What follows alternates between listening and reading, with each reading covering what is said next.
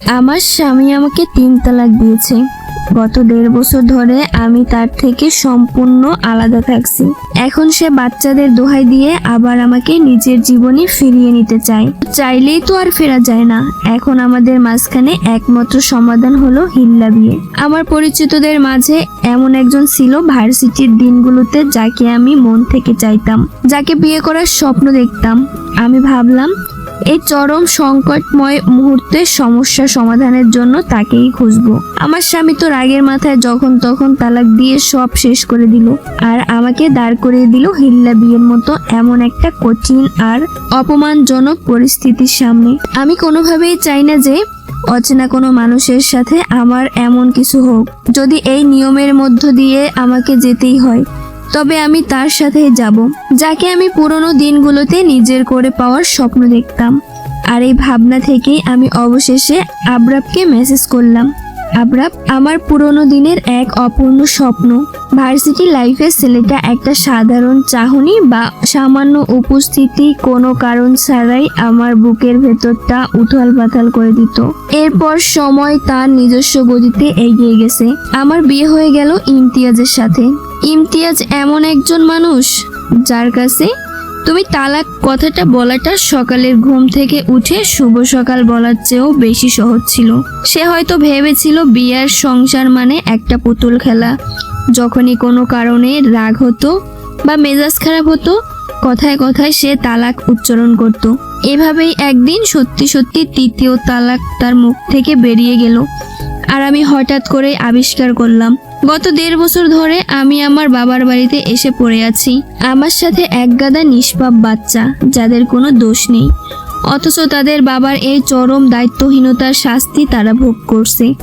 এই 1.5 বছর ধরে ইমতিয়াজ পাগলের মতো চেষ্টা করেছে আমাকে ফিরিয়ে নেওয়ার।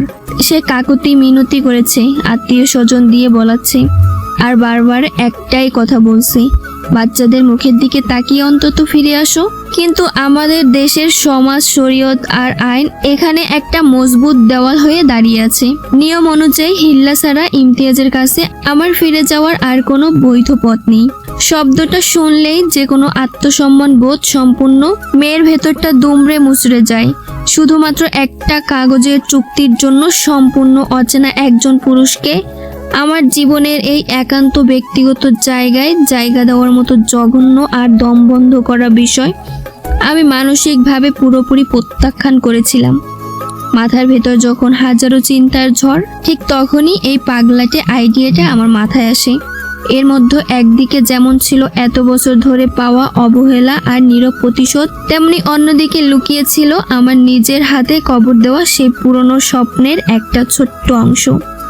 আমি নিজেকে বোঝালাম, যদি সন্তানদের মুখের দিকে তাকিয়ে আমাকে হিল্লে বিয়ের শর্ত মানতেই হয়, তবে সেটা যেন তেন কোনো অচেনা মানুষের সাথে হবে না। সেটা এমন একজন মানুষের সাথে হবে একসময় যার একটুখানি ইশারার জন্য আমি চাতক পাখির মতো বসে থাকতাম। পুরনো ফেসবুক অ্যাকাউন্টটা লগ ইন করলাম। ভার্সিটির পুরনো ব্যাচমেটদের গ্রুপে অনেকগুলো মেসেজ আর নামের ভিড়ে খুঁজতে খুঁজতে অবশেষে তার ইমেল আর ফোন নাম্বারটা পেয়ে গেলাম। আবরাব আমাদের ব্যাচের সেই মেধাবী ইঞ্জিনিয়র, যে এখন দেশের বাইরে থাকে এবং নিজের ক্যারিয়ারে দারুণ সফল। মেসেজটা টাইপ করার সময় আমার হাতের আঙ্গুলগুলো রীতিমতো কাঁপছিল। অনেকক্ষণ দ্বিধা আর দোটানায় ভুগে শেষমেশ চোখ বন্ধ করে হোয়াটসঅ্যাপে সেন্ড বাটনটা প্রেস করে দিলাম। আসসালামু আলাইকুম ইঞ্জিনিয়ার আবরাব সাহেব, আমি রুকাইয়া, আপনার ভার্সিটির জীবনের ব্যাচমেট। জানি না আমাকে আপনার মনে আছে কিনা, নাকি এতগুলো বছরে ব্যাচ আর ব্যাচের মানুষদের আপনি ভুলে গেছেন। আমার জীবনে একটা বড় সমস্যা চলছে, এই বিষয়ে আপনার একটু পরামর্শ লাগতো।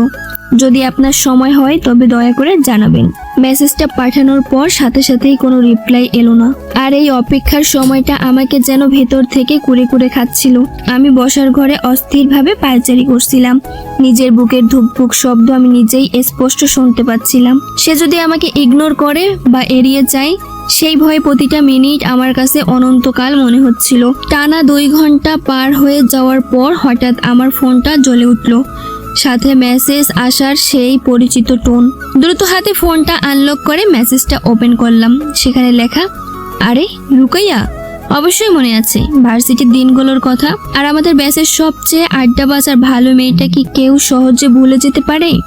কতগুলো বছর পর তোমার খোঁজ পেলাম। বলো কি ব্যাপার, আমি তোমার জন্য কি করতে পারি? আমি ভাগ্যক্রমে একটা ছোট ছুটিতে এখন বাংলাদেশেই আছি। সে দেশে আছে এই লাইনটা পড়ার সাথে সাথে আমার সারা শরীরে একটা কাঁপুনি দিয়ে উঠলো। ব্যাপারটা এখন আর শুধু ইন্টারনেটে একটা মেসেজ বা ফোনের পরামর্শ নেওয়ার মাঝে সীমাবদ্ধ রইল না। মানুষটা এখন আমার শহরে, আমার খুব কাছাকাছি। আমি ঢোক গিলে নিজেকে একটু শান্ত করে লিখলাম, আসলে বিষয়টা অনেক বড় আর সেনসিটিভ। এভাবে মেসেজে সবটা বুঝিয়ে বলা সম্ভব না। তুমি যদি আমাকে একটু সময় দিতে আর আমরা যদি কোনো শান্ত পরিবেশে দেখা করতে পারতাম। আমি খুব খারাপ একটা পরিস্থিতির ভিতর দিয়ে যাচ্ছি। আমার সত্যি তোমার মতামতটা খুব প্রয়োজন। পরদিন বিকেলে হাতের ঝিলের পাশে একটা নিরিবিলি আর শান্ত ক্যাফেতে আমাদের দেখা হওয়ার কথা ফাইনাল হলো। আগের সারা রাত আমি এক ফোঁটাও ঘুমাতে পারিনি। বারবার আয়নার সামনে গিয়ে দাঁড়িয়েছি। গত 1.5 বছর ধরে আমি নিজের কোনো যত্ন নেইনি, ভালো কোনো শাড়ি পরিনি। আলমারি ঘেটে গাঢ় নীল রঙের একটা স্নিগ্ধ জামদানি শাড়ি বের করলাম। খুব যত্ন করে শাড়িটা পরলাম, চুলগুলো পরিপাটি করে বাঁধলাম। নিজেকে দেখে হঠাৎ করেই মনে হচ্ছিল আমি যেন এক ডিভোর্সি হতাশাগ্রস্ত মা নই। আমি যেন সেই 20 বছরের তরুণী যে তার জীবনের প্রথম ভালোবাসার মানুষের সাথে দেখা করতে যাচ্ছে। নির্ধারিত সময়ের 10 মিনিট আগে আমি ক্যাফেতে পৌঁছে গেলাম।